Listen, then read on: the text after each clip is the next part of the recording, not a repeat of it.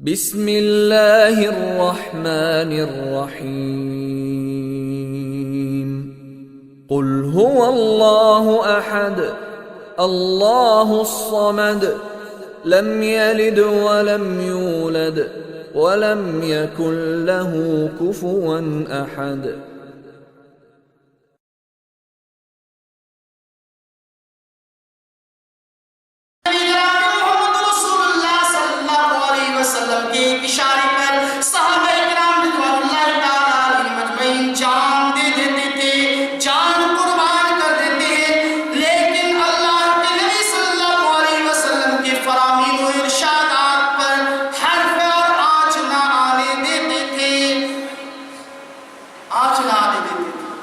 اور وہ واقعہ بھی آپ جانتے ہوں گے حضرت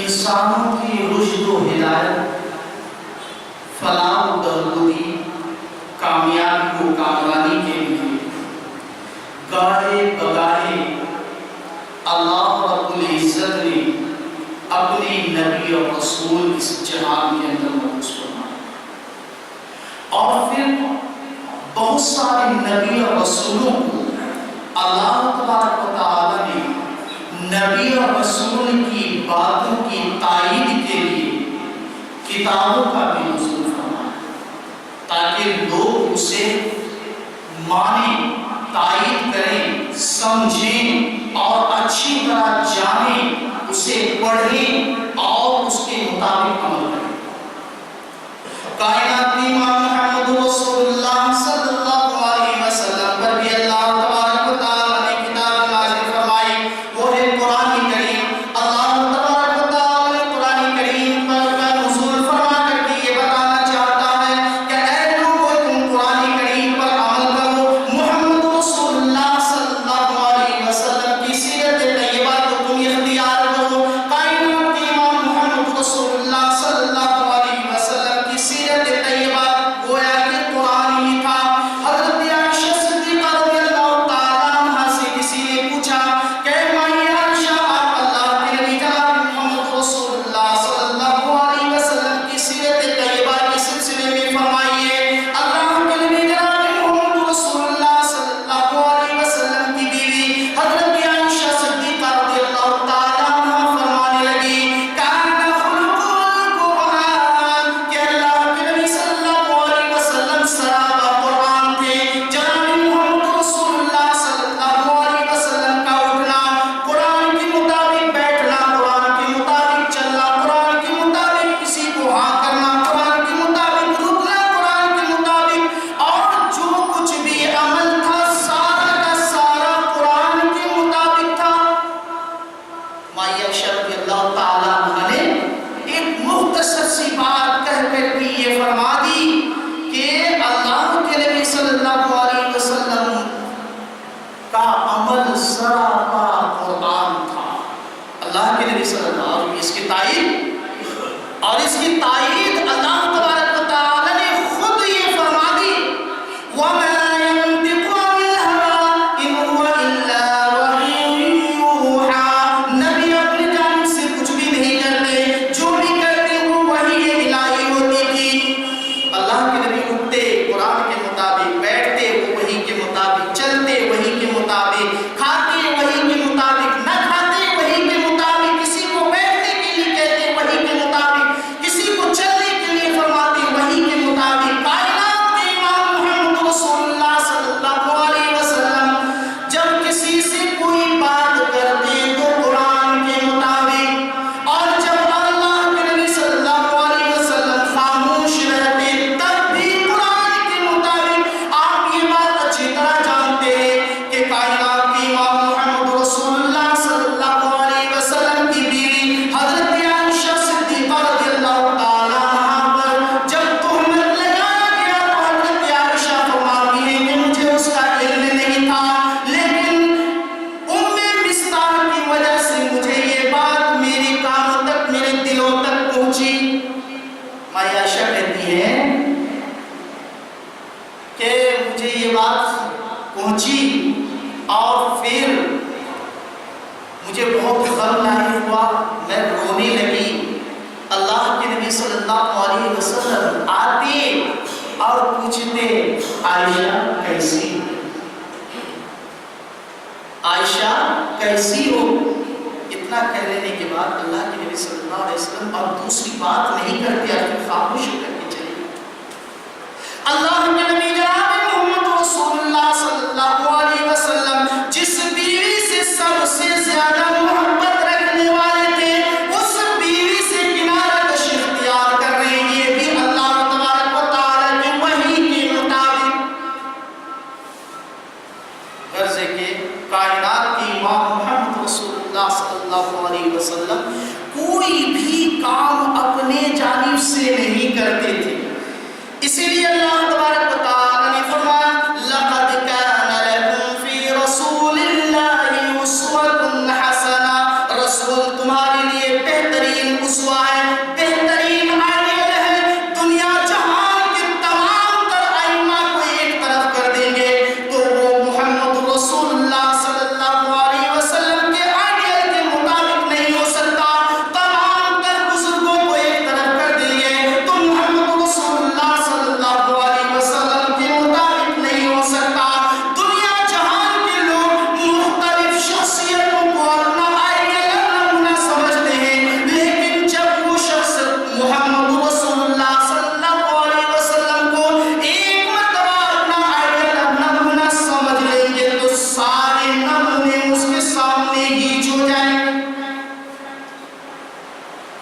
جناب محمد رسول اللہ صلی اللہ علیہ وسلم سے محبت ہو جاتی ہے تو کیسی محبت ہوتی ہے ذرا اندازہ کیجئے۔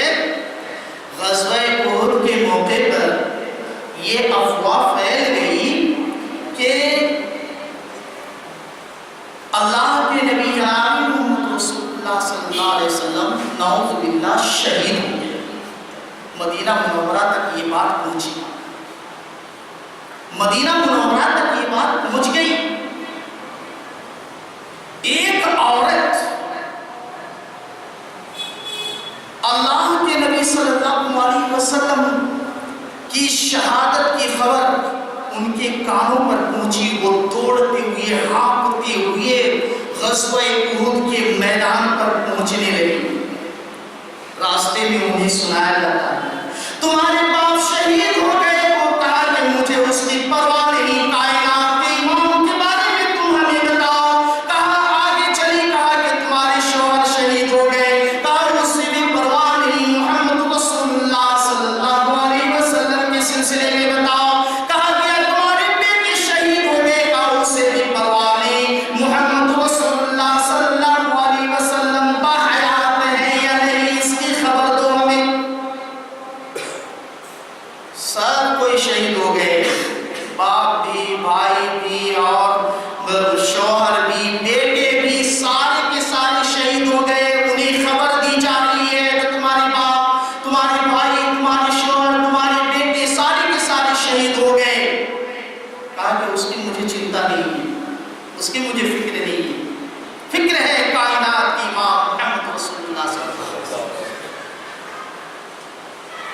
وہ دوڑتی ہوئی ہانپتی ہوئی آتی ہے اور اس وقت تک اس کی بے قراری، بے چینی دور نہیں ہوتی ہے جب تک محمد رسول اللہ صلی اللہ علیہ وسلم کا دیدار نہ کر لیتی ہے۔ آپ صلی اللہ علیہ وسلم کے چہرے انور کو دیکھ کر کے کہتی ہے کل مصیبت بعد اجل، ہر مصیبت اللہ کے نبی صلی اللہ علیہ وسلم کے چہرے انور کے دیدار کے بعد ہی جو ہو جاتی ہے۔ اور یہ بات کیوں نہیں ہوگی؟ یہ بات کیوں نہیں ہوگی؟ کائنات کی امام محمد رسول اللہ صلی اللہ علیہ وسلم ایسی بلند اخلاق پر تھے، اللہ تبارک و تعالی نے جناب محمد رسول اللہ صلی اللہ علیہ وسلم کو بچپن ہی سے اخلاق مند بنائے تھے، بچپن ہی سے اخلاق مند بنائے تھے۔ آپ صلی اللہ علیہ وسلم کی سیرت و صورت دونوں یکساں، نبی صلی اللہ علیہ وسلم کی سیرت و صورت دونوں یکساں۔ ام معبد کہتی ہے کہ اللہ کے نبی جناب محمد رسول اللہ صلی اللہ علیہ وسلم جب مکہ مکرمہ سے مدینہ منورہ ہجرت کرنے لگے تو اس وقت میرے گھر تشریف لائے۔ مجھے معلوم نہ تھا کہ یہ محمد رسول اللہ صلی اللہ علیہ وسلم ہے۔ میں سمجھتی تھی کہ ایک نوجوان ہے، بس معمولی ایک نوجوان ہے، لیکن جب اس کے چہرے انور کو دیکھا تو دیکھا کہ نورانیت دمک رہی ہے۔ جب گفتگو کرنے لگے تو معلوم ایسا ہو رہا ہے کہ مودی بھی کر رہی ہے۔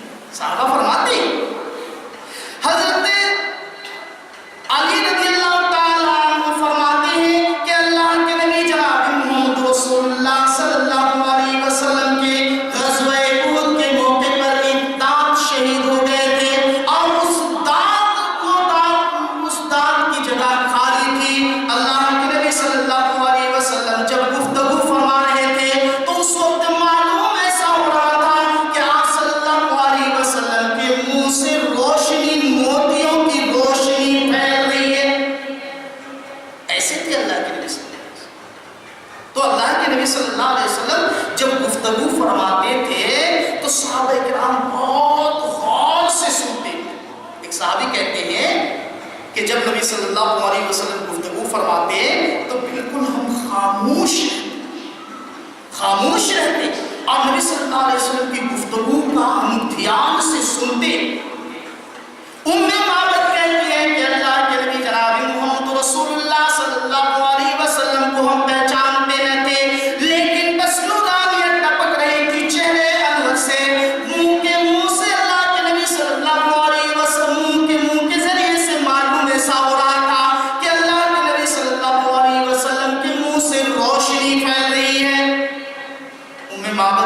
ہیں کہ وہ نوجوان آیا اور کہنے لگا کہ اے ام معبد ہمیں کچھ کھانے کے لیے دو، ہمیں بھوک لگ رہی ہے۔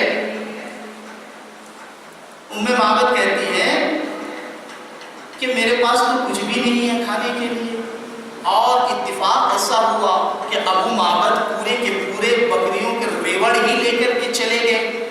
اگر کوئی بکری ہوتی تو ہم اس سے دودھ دو کر کے تمہیں ہم دیتے اور پھر تم پی لیتی، تمہاری بھوک مٹ جاتی، تم شکم سیر ہو جاتی۔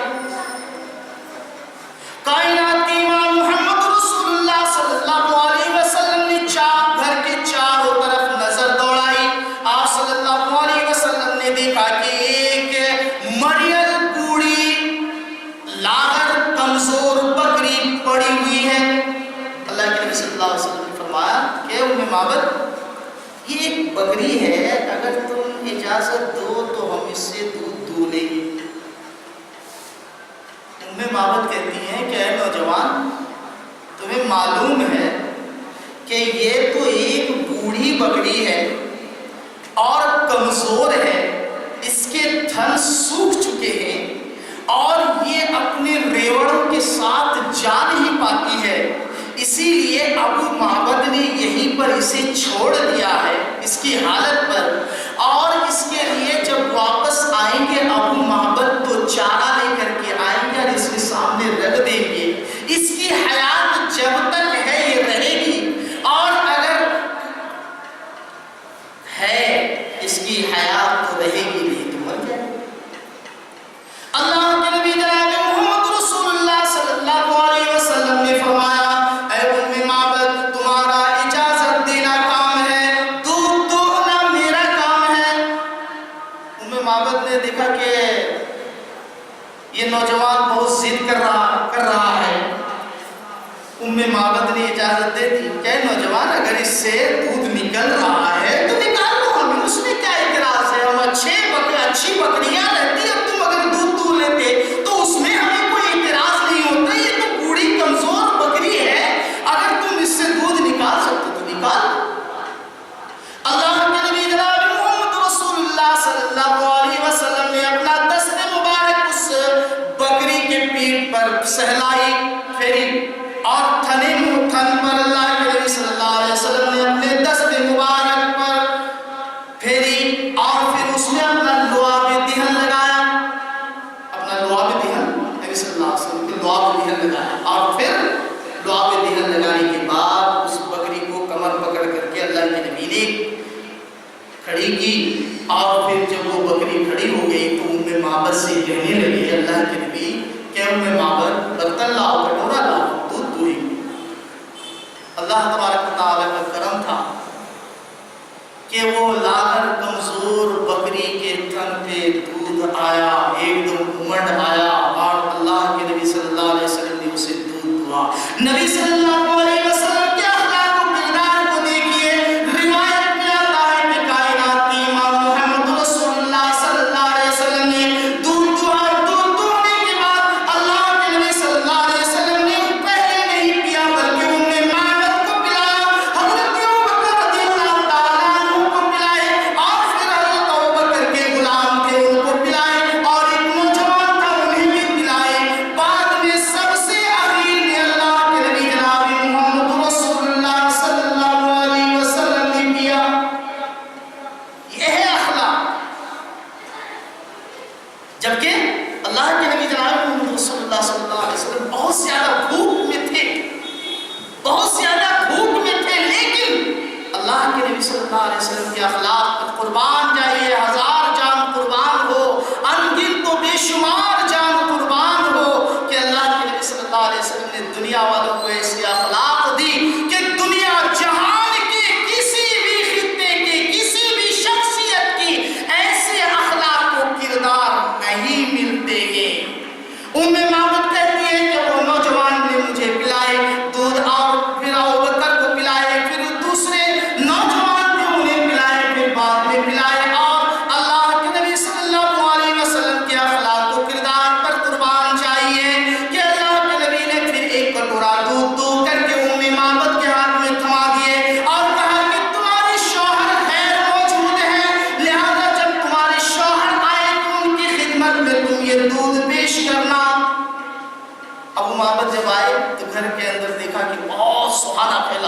آپ عید کے دن جانتے ہیں، عید کے دن اگرچہ کچھ بھی نہیں ہوتا لیکن ایسی خوشی کا ماحول رہتا ہے، معلوم ہوتا ہے کہ خوشی ہو رہی ہے آج۔ ایسے ہی ابو معبد آئے، کہا ام معبد کیا بات ہے، آج خوشی خوشی لگ رہی ہے، بہت فضا بالکل خوشگوار لگ رہے ہیں۔ کہا کہ ایک نوجوان آیا تھا، وہ اس طریقے سے ان کا حلیہ تھا، اس طریقے سے وہ باتیں کر رہے تھے اور اس طریقے سے وہ گفتگو کر رہے تھے، ان کا چال چلن اس طریقے سے تھا اور اس طریقے سے وہ بوڑھی بکری سے دودھ نکال کر کے ہمیں پلائے، بعد میں خود پیے اور پھر ایک کٹورا لا کر کے رکھ دیا ہے تمہارے لیے کہ ابو معبد جب آئیں گے تو انہیں پلانا یہ ہے دودھ، تم بھی پی لو۔ اللہ کے نبی جناب محمد رسول اللہ صلی اللہ علیہ وسلم کی اخلاق یہ تھی۔ ابو معبد کو جواب دوں، اسی لیے کسی شاعر نے بہت ہی بہترین انداز سے فرمایا، جامع وحدت سے بے خودی لے لو، نور احمد سے روشنی لے لو، ہونا چاہو جو زندہ جاوے، حق پر مر جاؤ زندگی لے لو۔ یہ بات مسلم ہے کہ اللہ کے نبی جناب محمد رسول اللہ صلی اللہ علیہ وسلم کے اخلاق کردار اتنا بلند تھا کہ دنیا جہان کی کسی کی بھی اخلاق کردار اتنی بلند نہیں ہے۔ اور اس اخلاق کردار کو بلند کرنے کے لیے ہمیں کیا کرنا پڑے گا؟ کیا کرنا پڑے گا؟ اب سوچ رہے ہوں گے کہ کیا کرنا پڑے گا، کیسے اخلاق و کردار، ہم اپنے اخلاق و کردار کو کیسے سنواریں گے، کس طریقے سے ہم اللہ کے نبی صلی اللہ علیہ وسلم کے اخلاق کو سمجھیں گے اور کس طریقے سے اپنے آپ کو سنواریں گے، اپنے آل اولاد کو، اپنے گھر کو، اپنے محلے کو، اپنے اسٹیٹ کو، اپنے ضلع اور اپنے اسٹیٹ کو کیسے کر کے ہم سب سدھاریں گے۔ اللہ کے نبی جناب محمد رسول اللہ صلی اللہ علیہ وسلم نے اس کے لیے بہت بہترین ہمارے لیے گر بتائے ہیں۔ اب وہ گر کیا ہے، غور کیجیے۔ قد ترکت فیکم امرین لن تضلوا ما تمسکتم بہما کتاب اللہ و سنتی۔ اللہ کے نبی جناب محمد رسول اللہ صلی اللہ علیہ وسلم نے فرمایا، میں تمہارے درمیان دو چیزیں چھوڑے جاتا ہوں، ایک کتاب اللہ ہے، دوسری سنت رسول ہے۔ اگر تم ان دونوں کو مضبوطی سے تھامے رہو گے تو کبھی بھی گمراہ نہ ہوگے۔ کتاب اللہ اور سنت رسول، یہ دو ہی چیزیں امت مسلمہ کی۔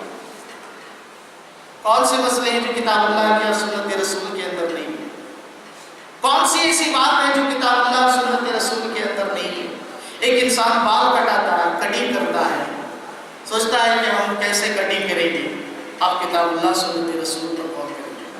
آپ کب غور کریں گے؟ آپ جب آپ قرآن و سنت کو جانیں گے۔ لہٰذا کٹنگ کے لیے بھی آپ کو وہی طریقہ اختیار کرنا ہے جو اللہ کے نبی صلی اللہ علیہ وسلم۔ بعض لوگ انگلش کٹنگ کرتے ہیں، آپ سامنے بال چھوڑ دیتے ہیں لمبے لمبے، پیچھے ایک دم پورا صفا چٹ کر دیتے ہیں، تو یہ کٹنگ صحیح نہیں ہے۔ گویا کہ ہم نے ہیرو سمجھا ہے ان ہیرو کو جو فلمی ہیرو ہیں، ان لوگوں کو ایک مرتبہ اللہ کے نبی صلی اللہ علیہ وسلم کو اے دنیا جہان کے لوگوں ہیرو سمجھ کر کے دیکھو، پھر تمہاری زندگی بدل جائے گی، تمہاری ساری فضول طاقتیں بدل جائے گی، تمہاری ساری فضول چاہتیں بدل جائے گی۔ تم ایک مرتبہ اللہ کے نبی جناب محمد رسول اللہ صلی اللہ علیہ وسلم کو ہیرو اور آئیڈیل سمجھو۔ آج ہمارا نوجوانوں کا پینٹ پہننا، شرٹ پہننا اور اس طریقے سے لباس پوشاک پہننا، ہماری مائیں اور بہنوں کے ڈریس اور برقعے کا سائز اور برقعے کے نقش و نگار اور بال کو پیچھے چھوڑ دینا، برقع سے الگ کر دینا، ان کے نقش و نگار اور ان کے میک اپ، بازاروں کے اندر گھومنا پھرنا اور میلے ٹھیلوں کے اندر جانا۔ اللہ کے نبی جناب محمد رسول اللہ صلی اللہ علیہ وسلم نے مائی عائشہ صدیقہ رضی اللہ تعالی عنہا سے فرمائے، جب ایک اندھا آیا، ایک نابینا شخص سے آیا، تو اللہ کے نبی صلی اللہ علیہ وسلم کی بیوی حضرت عائشہ وہیں پر موجود تھی۔ حضرت عائشہ اپنا حضرت عائشہ سمجھ رہی تھی کہ اندھا یہ کیا دیکھے گا۔ اللہ کے نبی صلی اللہ علیہ وسلم نے فرمایا کہ عائشہ پردہ کرو. ماں عائشہ کہنے لگی کہ اللہ کے رسول وہ نابینا ہے، وہ ہمیں کیا دیکھ سکے. کائنات امام محمد رسول اللہ صلی اللہ علیہ وسلم نے فرمایا اے عائشہ وہ اندھا ہے، تو اندھی نہیں ہے، تو دیکھ رہی ہے، تو دیکھ رہی ہے. یعنی معلوم یہ ہوا کہ یہ بھی نبی صلی اللہ علیہ وسلم کا حکم ہے، یہ بھی آئیڈیل ہے جو ہماری مائیں اور بہنوں کو یہ آئیڈیل دینا چاہتی ہے کہ اے عورتیں تم، اے مائیں بہنیں، اے ہماری بیٹیاں، تم غیر مردوں کی جانب نہ دیکھا کرو. غرض کہ ہمیں سب سے پہلے قرآن و سنت کو حاصل کرنا ہے، سب سے پہلے قرآن و سنت کو حاصل کرنا. اور یہی قرآن و سنت کو حاصل کرنے کے لیے صحابہ کرام رضوان اللہ تعالی علیہم اجمعین اپنی ایڑی چوٹی کا زور لگا دیتے تھے. اللہ کے نبی جناب محمد رسول اللہ صلی اللہ علیہ وسلم کے اشارے پر صحابہ کرام رضوان اللہ تعالی علیہم اجمعین جان دے دیتے تھے، جان قربان کر دیتے ہیں. لیکن اللہ کے نبی صلی اللہ علیہ وسلم کے فرامین و ارشادات پر حرف اور آنچ نہ آنے دیتے تھے، آنچ نہ آنے دیتے تھے. اور وہ واقعہ بھی آپ جانتے ہوں گے حضرت خبیب کا، کہ حضرت خبیب کو جب سولی پر چڑھایا گیا تو مکہ والوں نے کہا کہ خبیب تمہیں ہم اس بات پر چھوڑ دیں گے کہ تم صرف یہ کہہ دو کہ تمہاری جگہ محمد آ جائے اور تم محمد کی بچانا. خبیب نے کیا؟ اللہ کی قسم محمد رسول اللہ صلی اللہ علیہ وسلم کے قدم مبارک پر ایک چھوٹا سا کانٹا چبھے میں اپنی جان کی خلاصی نہیں چاہتا ہوں، میں اپنی جان کو جان کی بازی لگا دوں گا، لیکن محمد رسول اللہ صلی اللہ علیہ وسلم کے قدم مبارک پر ایک چھوٹا سا کانٹا بھی نہیں چبھنے دوں گا. اور یہی دین علم کو اور اللہ کے نبی جناب محمد رسول اللہ صلی اللہ علیہ وسلم کے اخلاق، کردار، قرآن و سنت کو حاصل کرنے کے لیے مکہ کا غفار قبیلہ کا ایک نوجوان حضرت ابو ذر غفاری، حضرت ابو ذر غفاری جب انہیں اس بات کی اطلاع ملی کہ محمد ایک نوجوان نبوت و رسالت کا دعویدار ہے، تو انہوں نے اپنے ایک بھائی کو انیس کو بھیجا مکہ مکرمہ اور جا کر کے یہ کہا کہ جاؤ تم اس بات کی اطلاع لے کر، خبر لے کر کے آؤ، مجھے اطلاع دو کہ وہ نوجوان حقیقت میں نبی اور رسول ہونے کے دعویدار ہیں یا جھوٹے. انیس گیا، واپس آیا، پوری اطلاع دے دی کہ نہیں وہ بالکل برحق نبی ہے. حضرت ابو ذر غفاری رضی اللہ تعالیٰ عنہ کو جب اس بات کی اطلاع ملتی ہے انیس کے ذریعے سے، حضرت ابو ذر غفاری رضی اللہ تعالیٰ عنہ مکہ مکرمہ آتے ہیں. مکہ مکرمہ میں جناب محمد رسول اللہ صلی اللہ علیہ وسلم کی کھوج اور تلاش میں لگ جاتے ہیں. کہ مکہ مکرمہ کے اندر نبی صلی اللہ علیہ وسلم کو اس وقت تلاش کرنا، کسی کو پوچھنا، یہ بہت بڑا جرم تھا، جرم تھا.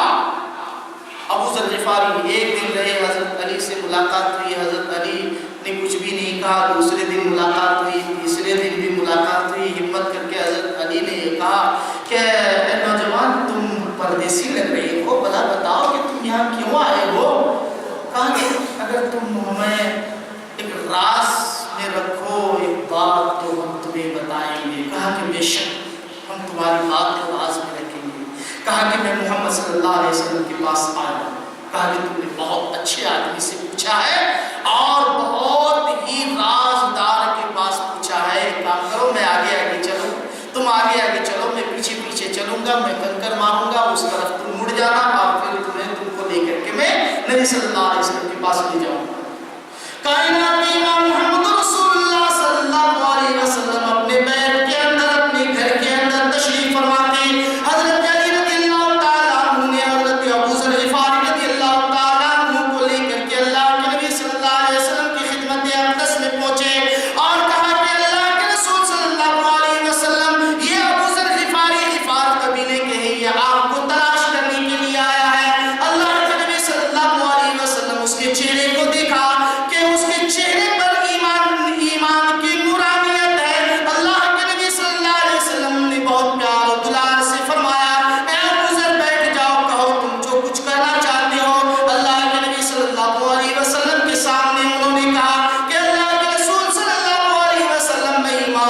کرنے کے لیے آیا ہوں۔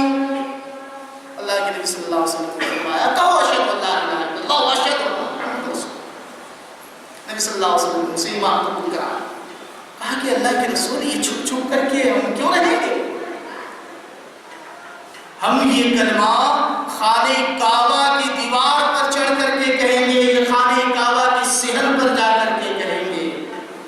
اللہ کے نبی صلی اللہ علیہ وسلم نے فرمایا کہ دیکھو تم ایسا نہ کرو، تم ابھی غفار قبیلہ چلے جاؤ، جب تم جان لینا کہ مکہ مکرمہ کے اندر شہادتین کی تشریح ہو چکی ہے تو پھر تم آنا اور پھر بلند آواز سے تم کہہ دینا۔ لیکن حضرت ابو ذر غفاری نہیں مانے، حضرت ابو ذر غفاری نہیں مانے۔ مکہ مکرمہ کے اندر خانہ کعبہ کے اندر گئے اور انہوں نے کلمہ شہادت پڑھی اور پھر کافر و مشرکین نے مارا، اتنا مارا کہ لوگ لہان ہو گئے، بے ہوش ہو گئے۔ جان جانے کا وقت تھا، اس طرح ادمرا کر دیا حضرت ابو ذر غفاری رضی اللہ تعالیٰ عنہ۔ حضرت پھر اللہ کے نبی حضرت عثمان غنی رضی اللہ تعالیٰ عنہ نے حضرت ابو ذر غفاری کو پہچانا اور یہ کہا کہ جانتے ہو یہ غفار قبیلے کے ہیں، جو غفار قبیلہ بہت طاقتور قبیلہ ہے، تو مکہ والوں کے آمد و رفت ملک شام اور دوسرے ملک کے جانے کے لیے غفار قبیلہ ہوتی ہوئی جاتی ہو، جانتے ہو تمہارے ہر قبیلے ہر قافلے کو وہ لوٹ لے گا، ہر قافلے کو وہ سد باب کر دے گا اور تمہیں آگے بڑھنے نہیں دے گا، اور پھر وہ تم سے جنگ و جدال کریں گے، تم ہار جاؤ گے۔ اور غرض کے اس طریقے سے حضرت ابو ذر غفاری رضی اللہ تعالیٰ عنہ کو وہاں سے نکال کر کے پھر انہیں بھیج دیا غفار قبیلہ۔ یہ تھی، جانتے ہیں نبی صلی اللہ علیہ وسلم کی اخلاق کی بات۔ اللہ کے نبی صلی اللہ علیہ وسلم زاد المعاد کے اندر ایک واقعہ بہت زبردست نقل کیا ہے۔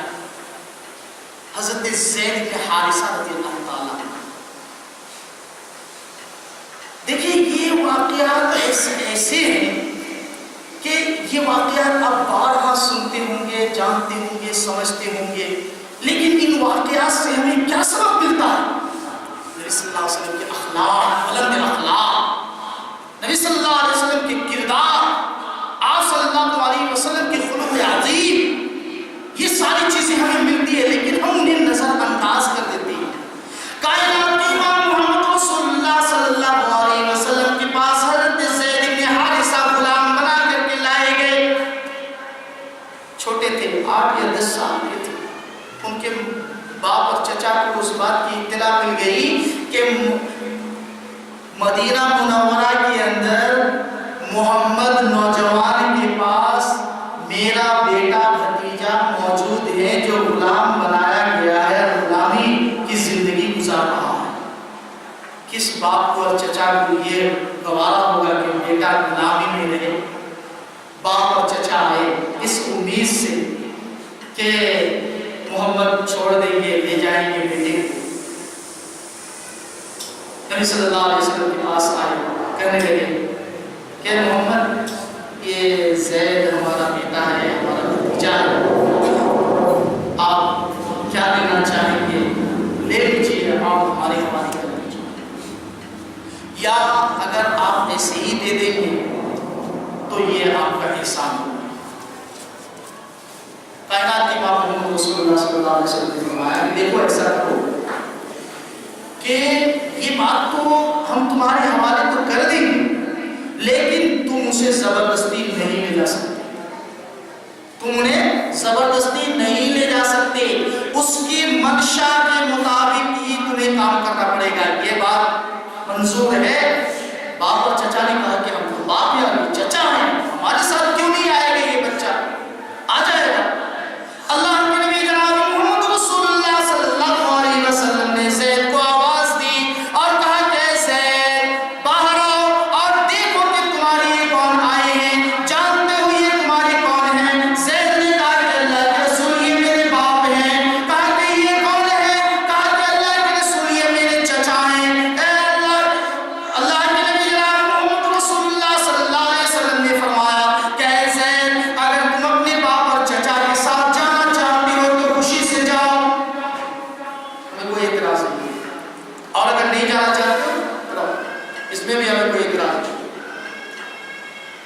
آگے اللہ کے رسول نہیں جائیں گے،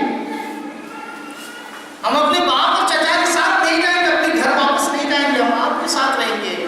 قربان جائیے محمد رسول اللہ صلی اللہ علیہ وسلم کی تعلیم پر، قربان جائیے محمد رسول اللہ صلی اللہ علیہ وسلم کے اخلاق و کردار پر، کہ وہ چھوٹا سا بچہ، اس بچے کو کس طریقے سے اللہ کے نبی صلی اللہ علیہ وسلم نے تعلیم دی، کیسے وہ بچہ متاثر ہوا اتنا محمد رسول اللہ صلی اللہ علیہ وسلم کے اخلاق و کردار پر، کہ وہ چھوٹا سا بچہ اپنے باپ اور چچا کے ساتھ بھی نہیں جانا چاہتا ہے۔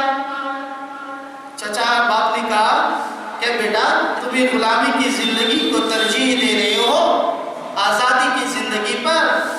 کہا کہ میرے باپ اور چچا سن لو، تمہاری آزادی کی زندگی سے ہزاروں سینکڑوں کروڑوں گنا بہتر ہے یہ غلامی کی زندگی۔ محمد رسول اللہ صلی اللہ علیہ وسلم کی یہ غلامی کی زندگی ان آزادیوں سے بہت ہی بہتر ہے، بہت بہتر ہے۔ چنانچہ نہیں گئے، زاد المعاد کے اندر بہت تفصیل کے ساتھ اس بات کو نقل کیا اللہ کے نبی صلی اللہ علیہ وسلم کی، اور اللہ کے نبی صلی اللہ علیہ وسلم کے اخلاق و کردار پر ذرا غور کیجئے کہ جناب محمد رسول اللہ صلی اللہ علیہ وسلم کے اخلاق و کردار کتنا بلند تھا اور کتنا اہم تھا۔ اسی لیے دنیا جہان کے تمام تر لوگوں سے یہ فرمایا اللہ تبارک و تعالیٰ نے، وَمَا آتَاكُمُ الرَّسُولُ فَخُذُوهُ وَمَا نَهَاكُمْ عَنْهُ فَانْتَهُوا۔ اے لوگوں، دنیا جہان کے تمام تر لوگوں جان لو، رسول جو تمہیں دے تم اسے اختیار کر لو، لے لو، اور رسول جس چیز سے تمہیں منع کرے تم اس سے رک جاؤ، ایک حرف بھی، ایک قدم بھی تم آگے نہ بڑھو۔ لہذا معلوم یہ ہوا کہ رسول اللہ صلی اللہ علیہ وسلم سے آگے کبھی نہیں بڑھنا چاہیے۔ معمولی ہمارا اٹھنا بیٹھنا چلنا پھرنا سونا جاگنا کھانا پینا،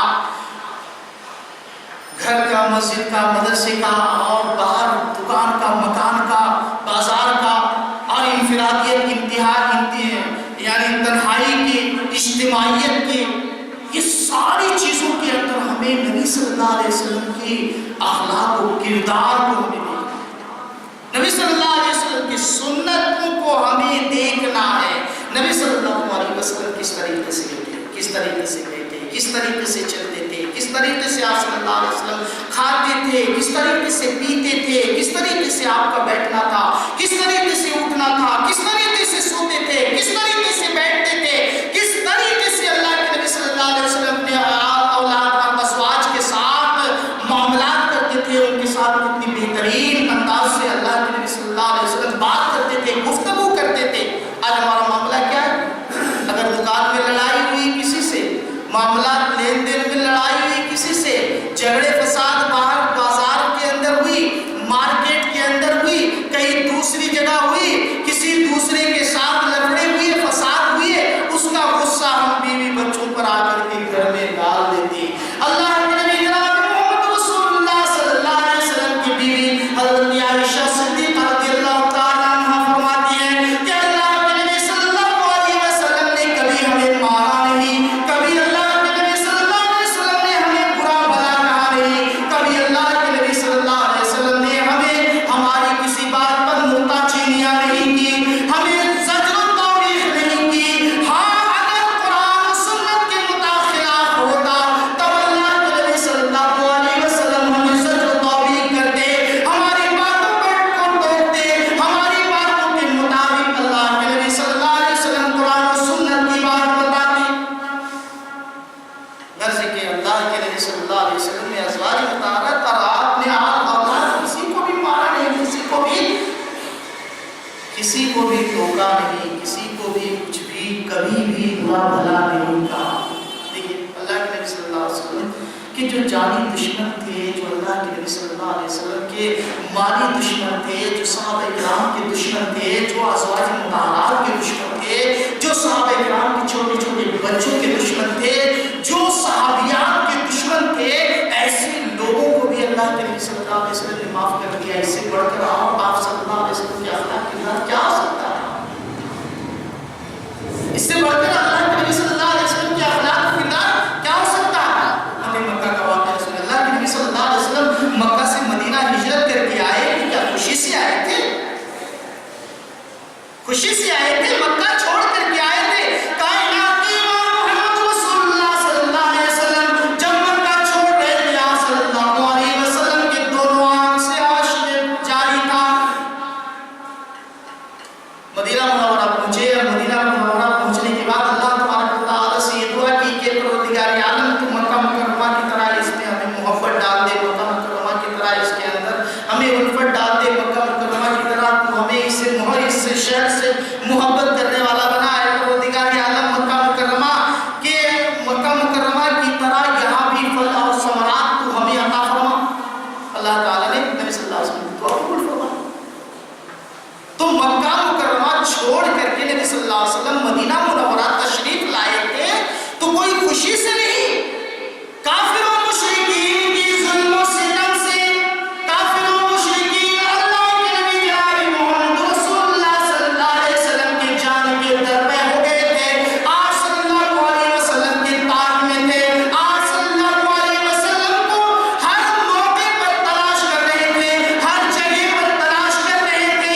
اللہ کے نبی صلی اللہ علیہ وسلم کی جان کے اتنے دشمن ہو گئے تھے کہ انہوں نے سرخ سو اونٹ کا انعام رکھا تھا، سرخ سو اونٹ کا انعام رکھا تھا کہ جو شخص نبی کو اور اس کے ساتھی ابوبکر کو زندہ یا مردہ پکڑ کے لا دے گا، حاضر کرے گا، ہم اسے سرخ سو اونٹ انعام دیں گے۔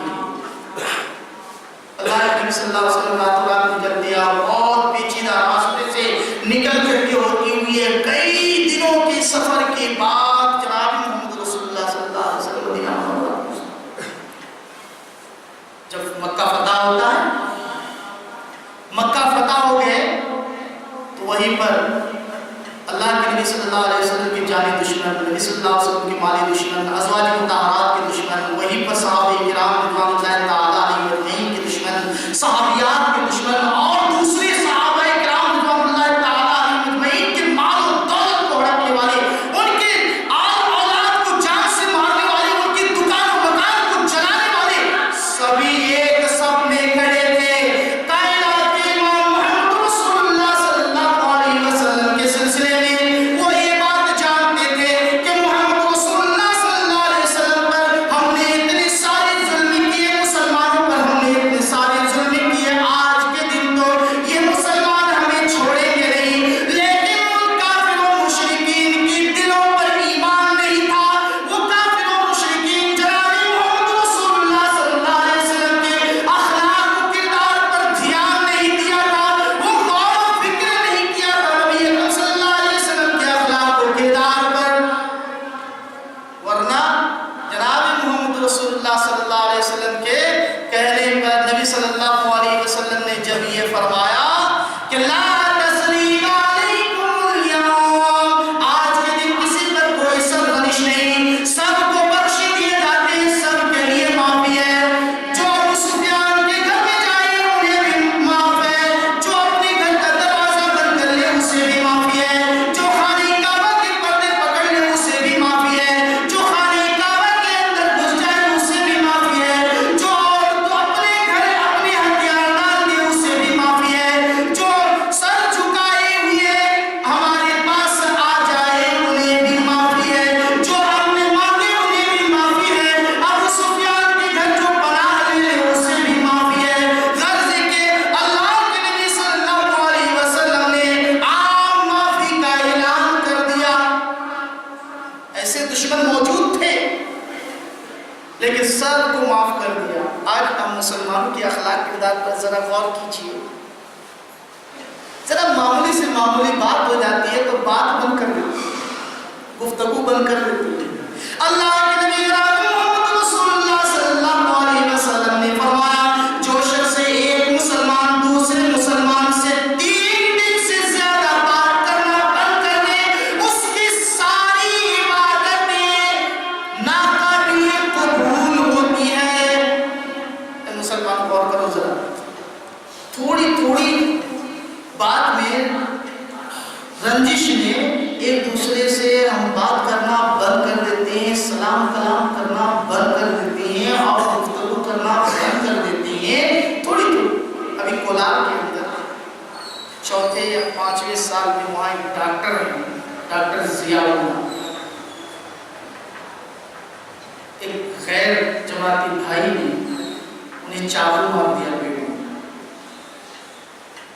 انہیں چاقو مار دیا تو بہت ناراض ہوئے،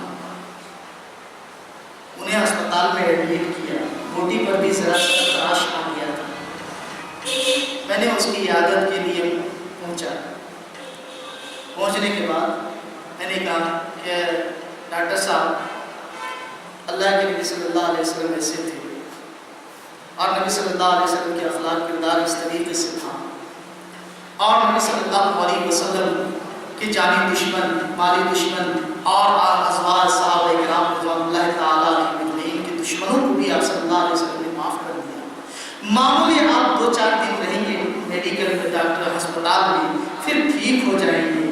آپ کیا اسے چاقو مار کر کے یا اسے جیل بھیج کر کے کیا آپ کو کیا ملے گا؟ آپ کو کیا مل سکتا ہے؟ چنانچہ کہا کہ مولانا کیا کروں؟ بولا آپ ڈاکٹر صاحب آپ نے معاف کر دیا، اور انشاءاللہ آپ دیکھیے گا آپ کی معافی پر وہ اپنے مسئلے کو بدل دے گا، اہل حدیث میں جائے. ایسے ہی ہوا. میں نے امیر صاحب کو فون کیا، امیر صاحب اس نوجوان کو لے کر کے آئے، اسپتال آئے اور کہا کہ ڈاکٹر صاحب نے کہا کہ جاؤ میں تمہیں معاف کر دیا، کیا نہیں. تو انہوں نے کہا ڈاکٹر صاحب اتنا بڑا معاملہ ہو گیا، آپ مجھے معاف کر رہے ہیں، یہ یقیناً آپ سنت رسول کے مطابق عمل کر رہے ہیں، لہذا مجھے بھی سنت رسول پر غور و فکر کرنا چاہیے. الحمدللہ وہ اہل حدیث میں. آج ہمارے جانب دوسرے کی جانب سے جب کوئی پریشانی آتی ہے، جب دشواریاں آتی ہیں تو ہم اس سے نفرت کرنا چھوڑ دیتے، نفرت کرتے ہیں. نہیں دوستو، اس سے نفرت نہیں کرنا چاہیے، سلام کرنا چاہیے، انہیں ان کی خبر گیری کرنی چاہیے، ان کی عیادت کرنی چاہیے، ان کے پاس جانا چاہیے، انہیں مال و دولت کی اگر ضرورت ہے تو انہیں دینا چاہیے، ان کی ساری ہر طرح کی سہولیات انہیں دینا چاہیے، کرنا چاہیے، پہنچانا چاہیے. ان سے منہ موڑ کے نہیں رہنا چاہیے، اعراض نہیں کرنا چاہیے، نہیں وہ دوسرا ہے، یہ دوسرا ہے، یہ تیسرا ہے، وہ چوتھا ہے، ایسا نہیں کرنا چاہیے، بلکہ ان کے ساتھ اچھا برتاؤ، حسن سلوک کرنا چاہیے. تو اللہ کے نبی جناب محمد رسول اللہ صلی اللہ علیہ وسلم کے سارے دشمن وہاں موجود تھے فتح مکہ کے موقع پر، لیکن کائنات کے امام محمد رسول اللہ صلی اللہ علیہ وسلم نے فرمایا لا تثریب علیکم اليوم، آج کے دن کسی پر کوئی باس پرس نہیں ہے، سب پر معافی ہے، معافی کا اعلان. اللہ کے نبی صلی اللہ علیہ وسلم نے عام معافی کا اعلان کر دیا. غرض کہ جناب محمد رسول اللہ صلی اللہ علیہ وسلم نے اپنے بہت زیادہ صحابہ کرام رضوان اللہ تعالیٰ علیہ اجمعین سے محبت رکھنے والے تھے، اور اس سے ہمیں یہ بات سمجھ میں آتی ہے کہ ہم بھی ایمان والوں سے، مسلمانوں سے بہت زیادہ محبت رکھیں، بہت زیادہ محبت رکھیں. کتنی محبت؟ اللہ کے نبی صلی اللہ علیہ وسلم صحابہ کرام رضوان اللہ تعالیٰ علیہ اجمعین آتے تو نبی کریم صلی اللہ علیہ وسلم ان کی بہت زیادہ دھیان فرماتے. وہ کہاں بیٹھیں گے، کس طریقے سے بیٹھیں گے، کس طریقے سے وہ رہیں گے، اس کا بھی دھیان فرماتے صلی اللہ علیہ وسلم. کائنات کے امام محمد رسول اللہ صلی اللہ علیہ وسلم کے حجرے کے اندر اللہ کے نبی صلی اللہ علیہ وسلم کے بہت سارے ساتھی تشریف فرماتے. ایک ساتھی لیٹ سے آیا، ایک ساتھی لیٹ سے آیا، دیکھا کہ لوگ چاروں طرف چادر پہ بیٹھے ہوئے، وہ آیا تو وہ دیکھا کہ چادر وہاں بھی ہے، زمین پہ بیٹھنا. کائنات کے امام محمد رسول اللہ صلی اللہ علیہ وسلم اپنے صحابہ کرام رضوان اللہ تعالیٰ علیہ اجمعین کا کس قدر خیال رکھتے تھے. اللہ کے نبی صلی اللہ علیہ وسلم نے اپنے بدن مبارک سے اپنی چادر کو اٹھائی اور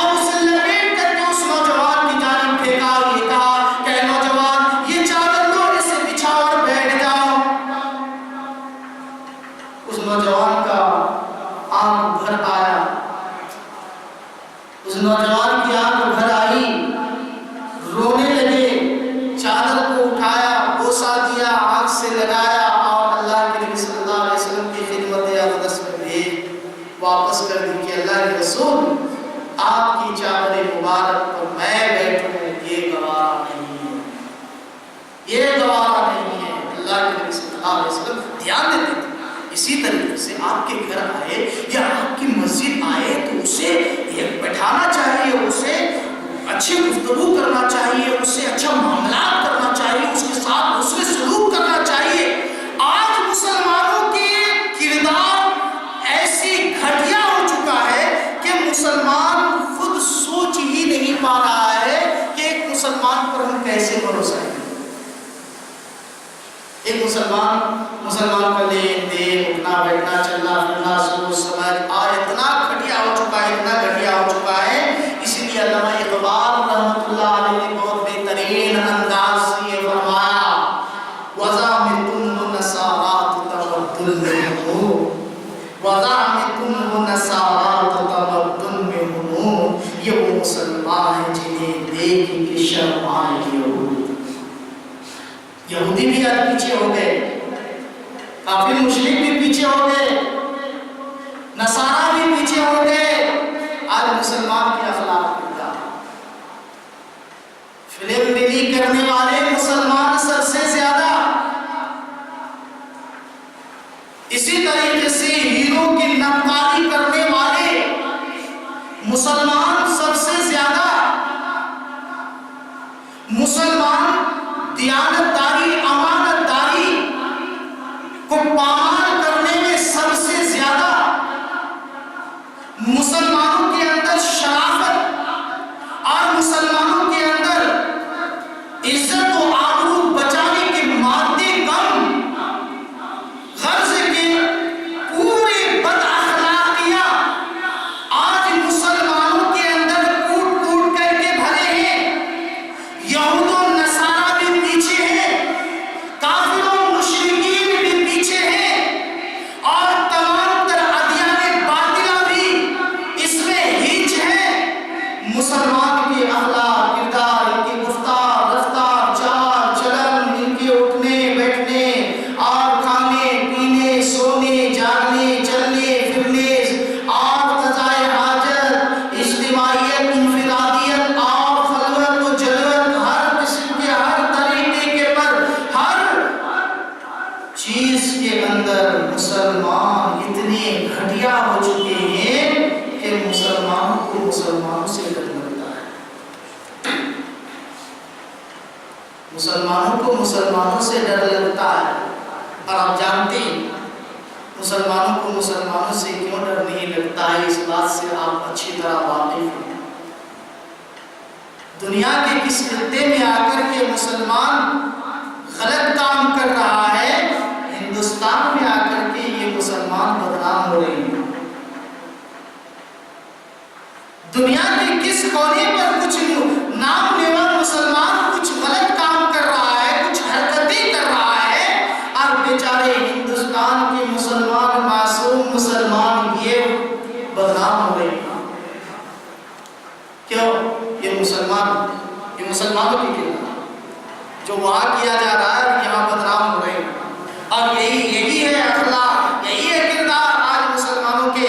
اسی لیے ہمیں چاہیے کہ ہم اپنے اخلاق، کردار کو سنواریں۔ جناب محمد رسول اللہ صلی اللہ علیہ وسلم کی گفتار، رفتار، چال چلن، اٹھنا بیٹھنا، کھانا پینا، سونا جاگنا، اجتماعیت، انفرادیت، مسجد، مدرسہ، بازار، دکان، مکان، اپنے بیوی، اپنے بچوں، اپنے شوہر اور اپنے زوج اور اپنے سسرالی رشتے اور اپنے مسلمان بھائی، غیر مسلم بھائی، غیر جماعتی بھائی، ان تمام تر لوگوں کے ساتھ اچھے برتاؤ، اچھے حسن سلوک اور اچھے طریقے سے رہنا سہنا، ان ساری چیزوں کو ہمیں سیکھنا ہے اور جاننا ہے اور ہمیں پرکھنا ہے۔ اس کے لیے وہی طریقہ اختیار کرنی چاہیے جو محمد رسول اللہ صلی اللہ علیہ وسلم نے فرمایا، قد ترکت فیکم امرین لن تضلوا ما تمسکتم بہما کتاب اللہ و سنتی۔ میں تمہارے درمیان دو چیزیں چھوڑے جاتا ہوں ہوں، ایک کتاب اللہ، دوسری سنت رسول ہے۔ اگر تم ان دونوں چیزوں کو مضبوطی سے تھامے رہو گے تو کبھی بھی گمراہ نہ ہوگے۔ لہذا ان دونوں چیزوں کو تھامے رکھنے کا مطلب یہ ہے کہ انہیں پڑھنا ہے، حاصل کرنا ہے، سمجھنا ہے، اپنی آل اولاد کو مدارس کے اندر داخل کرنا ہے، انہیں عالم دین بنانا ہے اور ان کے اندر دین کی سمجھ ڈالنے کی کوشش کرنی چاہیے۔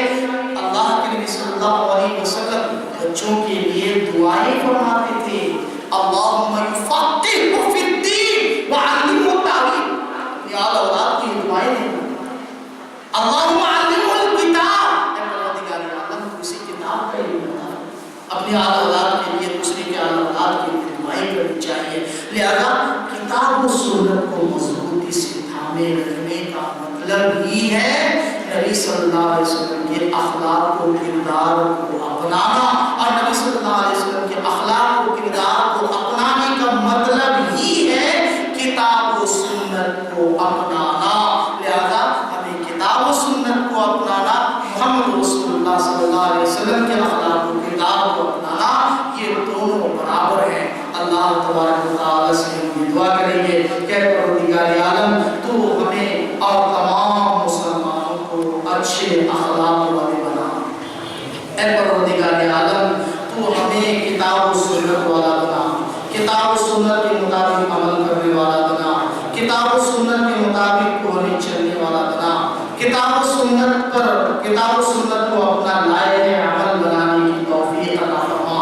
اپنے آل اولاد کو ہمیں کتاب و سنت حاصل کرنے والا بنا۔ اے پروردگار عالم ہمارے آل اولاد پر ہمیں دیندار بنا، ہماری ازواج کو بھی دیندار بنا، ہماری ماں اور بہنوں کو بھی دیندار بنا۔ اے پروردگار عالم بہت سارے لوگ مشکلات میں پھنسے ہیں، پروردگار عالم تو ان کی مشکلات کو دور فرما۔ اے پروردگار عالم بہت سارے لوگ بیماریوں میں مبتلا ہیں، پروردگار عالم کو انہیں شفا کاملہ عاجلہ عطا فرما۔ اے پروردگار عالم بہت سارے لوگ قرض کے بوجھ میں دبے ہیں، پروردگار عالم تو ان کے قرض کے بوجھ کو ہلکا فرما۔ اے پروردگار عالم بہت سارے لوگ دنیا کی بہت ساری مشکلوں میں پھنسا ہوا ہے، اے پروردگار عالم تو ان کی ہر مشکل کو دور فرما۔ اے پروردگار عالم تو آخرت میں تو ہمیں ہر قسم کی رسوائیوں سے بچا، قبر کے عذاب سے بچا، میدان محشر کے عذاب سے بچا۔ اے پروردگار عالم جہنم کی آگ سے بچا۔ اے پروردگار عالم تو ہمیں دنیا اور آخرت کے تمام تر رسوائیوں سے بچا، تمام تر آفات و مصیبت سے بچا، تمام تر پریشانیوں سے تو ہمیں بچا۔ دنیا کی تمام تر بھلائیاں عطا فرما، آخرت کی تمام تر بھلائیاں عطا فرما، دنیا کی ہر خوشی عطا فرما، آخرت کی ہر خوشی عطا فرما۔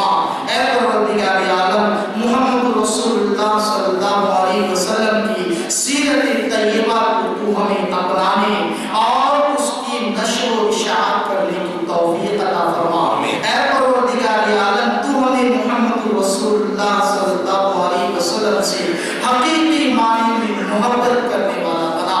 اے پروردگار عالم تو ہمیں محمد رسول اللہ صلی اللہ علیہ وسلم کی سیرت طیبہ کو بہت زیادہ عام کرنے والا بنا، احادیث کو یاد کرنے والا بنا، قرآن کو یاد کرنے والا بنا، قرآن کی تفسیر عطا فرما، حدیث کی توضیح عطا فرما، حدیث کی تشریح عطا فرما۔ اے پروردگار عالم ہم بس یہی کہیں گے کہ تو ہمیں دنیا کی ساری بھلائیاں عطا فرما، آخرت کی ساری بھلائیاں عطا فرما۔ ربنا آتنا فی الدنیا حسنۃ وفی الآخرۃ حسنۃ وقنا عذاب النار۔ ربنا ظلمنا انفسنا وان لم تغفر لنا وترحمنا لنكونن من الخاسرین۔ اللهم زدنا ولا تنقصنا واكرمنا ولا تهنا وعافنا ولا تهلكنا واسرنا ولا تؤثر علينا وارضنا واعف عنا۔ اللهم اني اعوذ بك من الهم والحزن والعجز والكسل والبخل